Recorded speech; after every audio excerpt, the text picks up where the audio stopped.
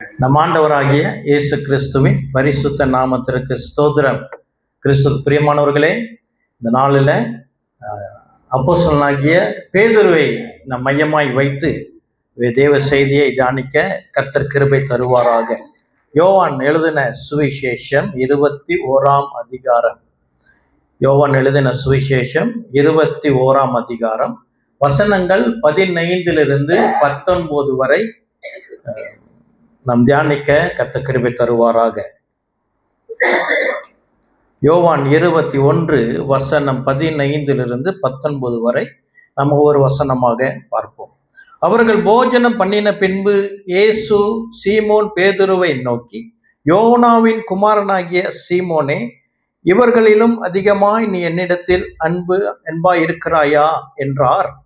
அதற்கு அவன், ஆம் ஆண்டவரே, உம்மை நேசிக்கிறேன் என்பதை நீ அறிவீர் என்றான். அவர், என் ஆட்டுக்குட்டிகளை மேய்ப்பாயாக என்றார். கிறிஸ்து பிரியமானவர்களே, இந்த இடத்துல ஆட்டுக்குட்டிகள் என்ற சொல்லுகிற பதம் ஆங்கிலத்தில் லேம் என்று வருகிறது.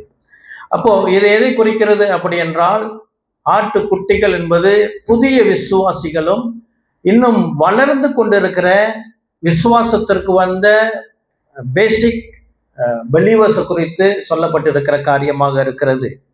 இரண்டாவது, இந்த ஆட்டுக்குட்டியை பராமரிக்கிறதிலும், அடுத்து 16-17 சொல்லப்படுகிற என் ஆடை மேய்ப்பாயாக என்று சொல்லுகிற அந்த பதம் ஷீப் என்று ஆங்கிலத்தில் சொல்லப்பட்டிருக்கிறதுக்கும் 2 விதமான ஆடு, அதாவது ஆட்டுக்குட்டி, செம்மறி ஆட்டுக்குட்டி, இன்னொன்று செம்மறி ஆடு, 2ஐயும் பராமரிக்கிற விதத்திலே வித்தியாசம் உண்டு.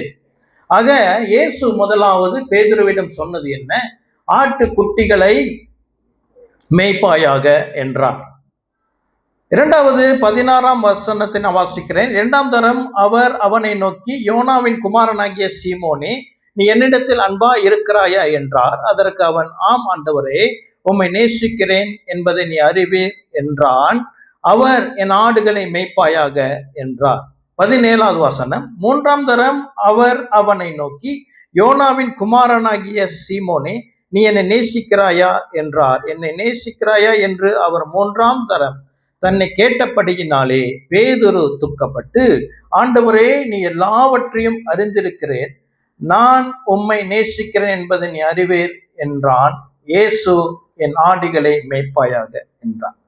கிறிஸ்து பிரியமானவர்களே, இந்த செம்மறி ஆட்டின் குட்டி அல்லது வளர்ந்து வருகிற சிறு ஆடாக இருக்கிற இந்த ஆடை மேய்ப்பதற்கான, அதை பராமரிக்கிற விதமானது சற்று வித்தியாசமாக இருக்கும். ஏனென்றால் அது பிறப்பிலிருந்தே அதுக்கு உதவி செய்ய வேண்டியதாக இருக்கும். ஒரு ஆடு, செம்மறி ஆடு மட்டுமே, உலகத்தில் இருக்கிற எல்லா மிருகங்களிலும் செம்மறி ஆடு மட்டுமே தன்னுடைய குட்டியை அது சுத்தப்படுத்தி அதை பராமரிக்க தெரியாது. ஆகையினாலே ஒரு மேய்ப்பன் குட்டி போடுகிற இடத்துல அங்க இருக்க வேண்டும். இதுதான் இயேசு பிறந்த பொழுதும் ஆயர்கள் எங்க செஞ்சாருங்க? ஆட்டு குட்டியை மேய்த்து கொண்டு இருக்கும் பொழுது அங்க வானதூதர் வந்த சம்பவத்தை நாம் பார்க்கிறோம். ஏனென்றால் அது அந்த ஆடுகளுடைய சீசன், குட்டி போடுகிற ஒரு சீசனாக இருந்ததுனாலே, அந்த ஆடு குட்டி போட்ட உடனே அதை மேய்ப்பன் தான் எடுத்து அதை சுத்தப்படுத்தி அதற்கான காரியங்களை செய்ய வேண்டியதாக இருக்கிறதுனாலே அன்று இரவும் கூட மேய்ப்பர்கள் அங்கு இருக்கிறதை நாம் காண முடிகிறது.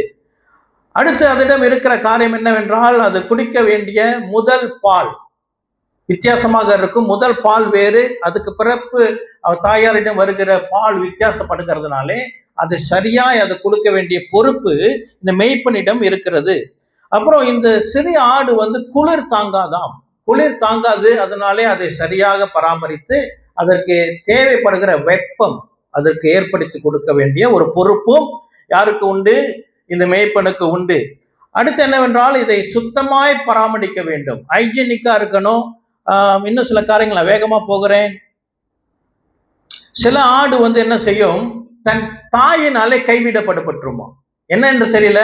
அது தாய்க்கும் அதற்கும் உறவு ஒத்து வராதாம். அந்த நேரத்துல அது ஆஃபர் என்ற அந்த அனாதை ஆடாக இருக்கிற வேலையிலும் இந்த மேய்ப்பனுடைய பொறுப்பு என்ன? அதற்கான தாயினுடைய ஒரு உறவை மேய்ப்பன் தான் ஏற்படுத்தி கொடுக்க வேண்டுமா.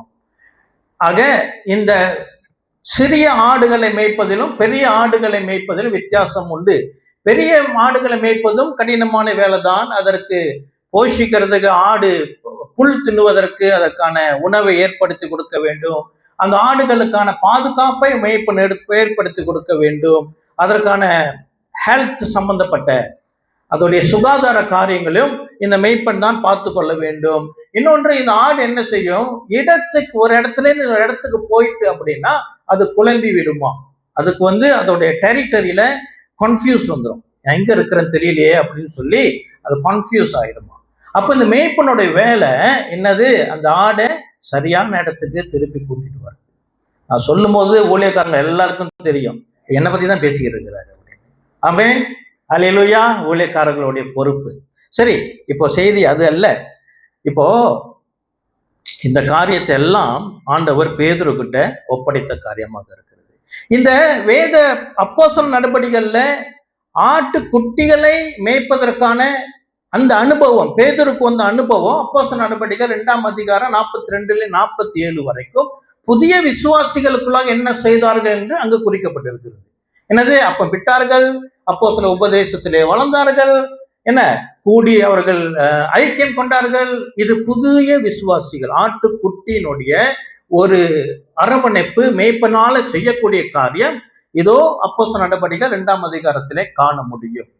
அதே போல ஆடுகளை மேய்க்கிற ஒரு பணி, ஒரு ஊழியம் ஆண்டவர் சொன்னார் தானே. அப்படி என்றால் அந்த அனுபவம் பேதுரு வந்திருக்கணும் தானே. அப்படி என்றால் எஸ், அதுவும் அப்போஸ்தலர் நடபடிகள் 6ஆம் அதிகாரத்துல பார்க்கும் பொழுது அந்த பந்தி விசாரிப்புல வர ஒரு குழப்பத்துல அவர்கள் மூப்பர்களை, லீடர்ஸை அப்பாயிண்ட் பண்றாங்க. அது ஆடுகளை மேய்க்கிற ஒரு வித்தியாசத்தை காட்டுகிறது. இவர்கள் நாங்கள் ஜெபத்திலும் நாங்கள் தரித்திருக்க வேண்டிய மற்ற காரியங்களை நீங்க பார்த்துக் கொள்ளுங்க அப்படி என்று எதை குறிக்கிறது, அங்குள்ள விசுவாசிகளிடம் இருக்கிற வளர்ச்சியை குறிக்கிறது. அல்லேலூயா, ஆமென். இப்போ மறுபடியும் யோவானுக்கு நாம் செல்லுவோம். யோவானில 21ஆம் அதிகாரத்துல 15, 16, 17 நான் வாசித்து விட்டேன். 18வது வசனம், நீ இள வயதுள்ளவனாய் இருந்த போது உன்னை நீயே அறை கட்டி கொண்டு உனக்கு இஷ்டமான இடங்களில் நடந்து திரிந்தாய். நீ முதிர் வயதுள்ளவன் ஆகும் போது உன் கைகளை நீட்டுவாய், வேறொருவன் உன் அறையை கட்டி உனக்கு இஷ்டமில்லாத இடத்திற்கு உன்னை கொண்டு போவான் என்று மெய்யாகவே உனக்கு சொல்லுகிறேன் என்றார். 19, இன்ன விதமான மரணத்தினாலே அவன் தேவனை மகிமைப்படுத்த போகிறான் என்பதை குறிக்கும்படியாக இப்படி சொன்னார். அவர் இதை சொல்லிய பின்பு அவனை நோக்கி என்னை பின்பற்றி வா என்றார். கிறிஸ்து பிரியமானவர்களே, இங்க இயேசு கிறிஸ்து பேதுருவை பார்த்து ஒரு தீர்க்க தரிசனம் உரைக்கிறார். உன்னுடைய கடைசி நாட்களிலே உன்னுடைய ஊழியம் எப்படி இருக்கும், உன்னுடைய மரணம் எப்படி இருக்கும் என்ற ஒரு தீர்க்க தரிசனத்தை இயேசு கிறிஸ்துவே தன் வாயாலே பேதுருவிடம் உரைக்கிறதை நாம் பார்க்க முடியும். அப்போ இந்த தீர்க்க தரிசனம் நிறைவேறினதா வேதத்திலே? அப்படி என்றால் பேதுருவை பொறுத்த மட்டும் அந்த தீர்க்க தரிசனம் நிறைவேறினது என்று அவர் நினைத்த ஒரு சந்தர்ப்பம் உண்டு. பேதுரு நினைத்தார், இயேசு சொன்ன இந்த தீர்க்க தரிசனம் எனக்கு நிறைவேறாயிற்று. ஆமென். சந்தோஷமாய் அவர் எங்க பார்க்க முடியும்? அப்போஸ்தலர் நடபடிகள் 12ஆம் அதிகாரத்துல வாசிக்கலாம். அப்போஸ்தலர் நடபடிகள் 12ஆம் அதிகாரம் முதல் வசனத்திலிருந்தே பார்த்தோமே என்றால், அக்காலத்திலே ஏரோது ராஜா சபையிலே சிலரை துன்பப்படுத்த தொடங்கி யோவானுடைய சகோதரனாகிய யாக்கோபை பட்டயத்தினாலே கொலை செய்தான். அது யூதருக்கு பிரியமாய் இருக்கிறது என்று அவன் கண்டு பேதுருவையும் பிடிக்க தொடர்ந்தான். அப்பொழுது புளிப்பில்லாத அப்ப பண்டிகை நாட்களில் இருந்தது. அவனை பிடித்து சிறைச்சாலையிலே வைத்து பஸ்கா பண்டிகைக்கு பின்பு ஜனங்களுக்கு முன்பாக அவனை வெளியே கொண்டு வரலாம் என்று எண்ணி அவனை காக்கும்படி வகுப்புக்கு 4 போர் சேவகராக ஏற்படுத்திய 4 வகுப்புகளின் வசமாக ஒப்புவித்தான். அப்படியே பேதுரு சிறைச்சாலையிலே காக்கப்பட்டிருக்கையில் சபையார் அவனுக்காக தேவனை நோக்கி ஊக்கத்தோடு ஜெபம் பண்ணினார்கள். ஏரோது அவனை வெளியே கொண்டு வரும்படி குறித்திருந்த நாளுக்கு முந்தின நாள் ராத்திரியிலே பேதுரு 2 சங்கிலிகளினாலே கட்டப்பட்டு 2 சேவகர் நடுவே நித்திரை பண்ணி கொண்டிருந்தான். காவற்காரரும் கதவுக்கு முன்னிருந்த சிறைச்சாலையை காத்து கொண்டிருந்தார்கள். அப்பொழுது கர்த்தருடைய தூதன் அங்கே வந்து நின்றான்.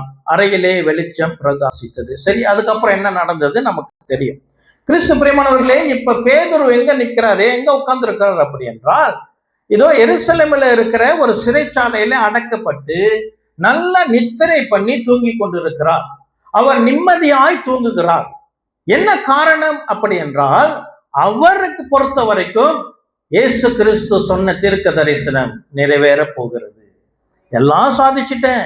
என்னென்னலாம் சாதிச்சார் அப்படி என்றால், அவர் சாதிச்ச அநேக அற்புதங்களிலே ஒரு சில அற்புதங்கள் அப்போஸ்தலர் நடபடிகள் குறிக்கப்பட்டிருக்கிறது. என்னது? தபித்தாள் உயிரோடு எழுப்புகிறது. வேற என்ன? கொர்நேலியோஸ் புறஜாதி குடும்பமே ரட்சிக்கப்படுகிறது. அப்போ ஆவியானவர் இறங்குனதை பார்க்கிறார். அப்புறம் அவருடைய நிழல் பட்டு நோயாளிகள் சுகம் அடைகிற சாதனை, அனனியா சபிரா சம்பவம், அவர் அனைத்தையும் செய்து திருப்தியோடு நான் ஓட்டத்தை ஓடினேன், இதோ முடிக்கிறேன், பவுல் சொன்னது போல அவர் நிம்மதியாய் தூங்குகிறார். மறுநாள் காலையில் அவருக்கு மரணம். மறுநாள் காலையில மரணம். ஆனா இவர் எந்த அளவுக்கு தூங்குறாருன்னா, வானதூதன் வந்ததையும் அவருக்கு அந்த பிரசன்னம் இல்லை. நல்ல ஒரு நித்திரை, நல்ல தூக்கம். ஒருவேளை அவருக்கு அப்போஸ்தலர் நடபடிகள்ல 5ஆம் அதிகாரத்துல நடந்த ஒரு அனுபவம் அவருக்கு நம்பிக்கை உண்டோ? ஏன்னா அப்போஸ்தலர் நடபடிக்கை 5ஆம் அதிகாரத்துல யோவானும் பேதுருவும் சிறையில் அடைக்கப்பட்டு இருந்தது.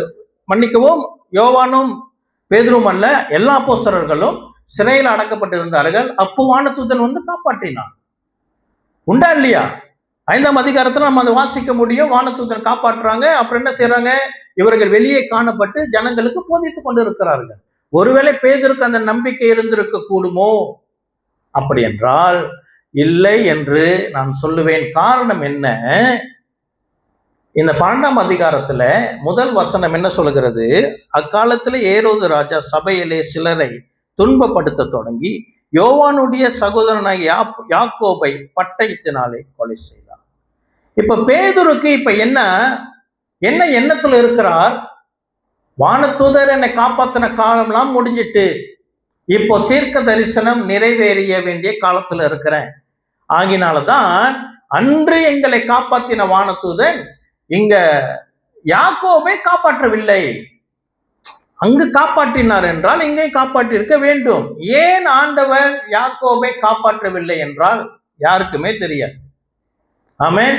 அப்போ பேதுரு ஒரு அண்டர்ஸ்டாண்டிங், ஒரு என்ன வந்துட்டார் அப்படின்னா, முடிஞ்சிட்டு ஓட்டத்தை ஓடுனேன், நல்லதொரு போராட்டத்தை போராடினேன் என்று சொல்லி நித்திரை அடங்கி கொண்டிருக்கிறதை நான் பார்க்க முடியும். அல்லேலூயா. ஒரு திருப்தி, நான் ஓடுனேன், ஓகே போதும், இதோட முடிச்சிருவோம் அப்படி என்று சொல்லி. ஆனால் தேவனுக்கு இருந்ததோ வேறு திட்டம். அல்லேலூயா. தேவனுக்கு இருந்ததோ வேறு திட்டம். கிறிஸ்து பிரியமானவர்களே, ஊழியக்காரர் மத்தியிலே மிக தாழ்மையோடு கர்த்தருடைய வார்த்தை, பரிசுத்த ஆவியான ஒரு வார்த்தை என்ன? ஒருவேளை 2025 வரை 2025 வரை எவ்வளவோ ஊழியம், எல்லாம் மூத்த ஊழியர் 30, 40, 50 வருஷம் ஊழியம் செஞ்சவங்களாம் இருக்கிறீங்க. போதும், ஊழியம் செஞ்சது போதும், எவ்வளவோ பார்த்தாச்சு.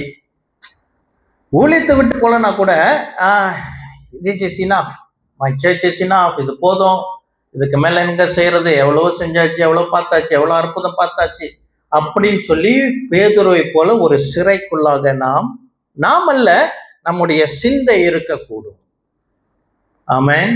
ஆனால் ஆண்டவர் பேதுருக்கு வைத்தது போல நமக்கு வேறொரு திட்டத்தை வைத்திருக்கிறார். அல்லேலூயா. 2026, 2027, 2029 அப்படியாக கர்த்தர் வரும் அளவும் God has a plan for the man of God. ஹல்லேலூயா. அப்ப பேதுருக்கு நடந்தது என்ன அப்படி என்றால், why God spared Peter's life? ஏன் பேதுருடைய வாழ்க்கையை, ஜீவனை ஆண்டவர் தடுத்து வைத்திருந்தார்? ஒரு குறிப்பிட்ட காலம் அது போக, இது நேரம் அல்ல, பேதுரு மரிக்க வேண்டிய நேரம் இது இல்ல. பேதுருவுக்கு நான் வேறு ஒரு திட்டம் வைத்திருக்கிறேன். அல்லேலூயா. கிறிஸ்து பிரியமானவர்களே, இந்த சம்பவத்துக்கு பிறகுதான் பேதுரு எழுதின 2 கடிதமும் வெளியே வந்தது. அது முன்னுக்கு பேதுரு கடிதம் எழுதவில்லை. ஆமென். அதுக்கப்புறம் அவர் ஊழியம் செய்கிறார். அவருடைய ஊழிய குறிப்பு சரித்திரத்திலே நம்ம பார்த்தோம் என்றால் சற்று ஆங்காங்கே நம்ம காண முடியும். ஒருவேளை இங்க வேத ஆராய்ச்சியாளர்கள் அநேக பேர் இருக்கிறீங்க, உங்களுக்கு தெரியும். அவர் சரித்திரத்திலே அவர் கடைசியில் ரோமாபுரியில போய் அவர் சிலுவை மரணத்துக்கு ஒப்பு கொடுக்கும் பொழுது தலைகீழாய் அவர் சிலுவை மரணத்தை ஏற்றுக்கொண்ட சத்தியம் நமக்கு தெரியும். ஆனால் கிறிஸ்து பிரியமானவர்களே, இதோ இயேசு கிறிஸ்து தேவாதி தேவன் ஏன் பேதுருடைய வாழ்க்கையை சற்று தாமதப்படுத்தினார் என்றால், பேதுருவுடைய சம்பவம் 12ஆம் அதிகாரத்தில் நின்றாலும் 15ஆம் அதிகாரத்தில் பேதுருவை நாம் மறுபடியும் பார்க்க முடியும். என்ன நடந்தது அப்போஸ்தலர் நடபடிகள் 15ஆம் அதிகாரத்திலே அப்படி என்றால், இப்போ சபையிலே ஒரு பெரிய பிரச்சனை எழும்பிற்று. பவுல் என்ன செய்கிறார்? தேவனாலே தெரிந்து கொள்ளப்பட்டு புறஜாதிகளுக்குள்ளாக சென்று சுவிசேஷத்தை அறிவித்து சபைகளை ஸ்தாபிக்கிற பவுலுக்கு ஒரு பிரச்சனை. என்ன? புறஜாதிகளுக்குள்ளாகவும் யூதர்கள் என்ன செய்கிறார்கள்? யூத முறைமைகளையும் யூத உபதேசங்களையும் நியாயப்பிரமாணத்தையும் வந்து திணிக்கிறார்கள். அப்போ பவுலினாலே ஊழியம் செய்ய முடியவில்லை. இப்போ எருசலேம் கவுன்சில் முதலாக கூடுகிறது. எருசலேம் கவுன்சில் கூடுகிற இடத்துல என்ன சொல்லுகிறது? வசனம் 7ஆம் வசனம், அப்போஸ்தலர் நடபடிகள் 15:7 சொல்லுகிறது, மிகுந்த தர்க்கம் உண்டான போது பவுல் தன்னுடைய கேஸை ஒப்படைக்கிறாரு கவுன்சில்ல. அது தர்க்கமாய் மாறுகிறது. அவர்களால் ஒரு தீர்மானத்திற்கு வர முடியவில்லை. கிறிஸ்து பிரியமானவர்களே, இந்த தர்க்கம் மிக முக்கியமாக நாம் தெரிந்து கொள்ள வேண்டியது. ஏனென்றால் இந்த தர்க்கம் நம்மை சம்பந்தப்பட்டதாக இருக்கிறது. ஆமென். ஏனென்றால் புறஜாதிகள் கிறிஸ்துவுக்குள்ளாக வந்து சபைக்குள்ளாக சேர்க்கப்பட்ட இடத்துல ஒரு பிரச்சனை எழும்பினது. அந்த பிரச்சனையை பவுல் அன்று அங்க இருக்கிற சபைகளின் ஒரு ரெப்ரசன்டேட்டிவா அங்க போயிருக்கலாம். ஆனால் பவுல் சென்றது நம் அனைவருக்காகவும் ரெப்ரசன்டேட்டிவாக அன்று சென்றார். அல்லேலூயா. 2000 வருடத்துக்கு முன்பதாகவே பவுல் நமக்காக அங்கு இந்த பிரச்சனையை கொண்டு போய் பேசும் பொழுது வசனம் தொடர்ச்சியாக சொல்லுகிறது, மிகுந்த தர்க்கம் உண்டான போது பேதுரு எழுந்து, அல்லேலூயா, பேதுரு எழுந்து என்ன சொல்லுகிறார்? அவர்களை நோக்கி, சகோதரரே, நீங்கள் அறிந்திருக்கிறபடி புறஜாதியார் என்னுடைய வாயினாலே சுவிசேஷ வசனத்தை கேட்டு விசுவாசிக்கும்படி தேவன் அநேக நாட்களுக்கு முன்னே உங்களில் ஒருவனாகி என்னை தெரிந்து கொண்டார் என்று தொடர்ச்சியாக பேசி 12ஆம் வசனத்துல அப்பொழுது என்ற ஒரு வார்த்தை வருகிறது. எப்பொழுது? பேதுரு அங்கு தன்னுடைய கருத்தை, தன்னுடைய அனுபவத்தை, கர்த்தர் பேதுரை கொண்டு செய்த காரியத்தை அங்க முன்னிட்டு பேசும் பொழுது மிகுந்த தர்க்கம் இருந்த இடம் அப்பொழுது சூழ்நிலை மாறிட்டு கூடி வந்திருந்த யாவரும் அமர்ந்திருந்து பர்னபாவும் பவுலும் தங்களை கொண்டு தேவன் புறஜாதிக்குள்ளே செய்த அடையாளங்கள் அற்புதங்கள் யாவரும் விவரித்து சொல்ல கேட்டார்கள். அல்லேலூயா.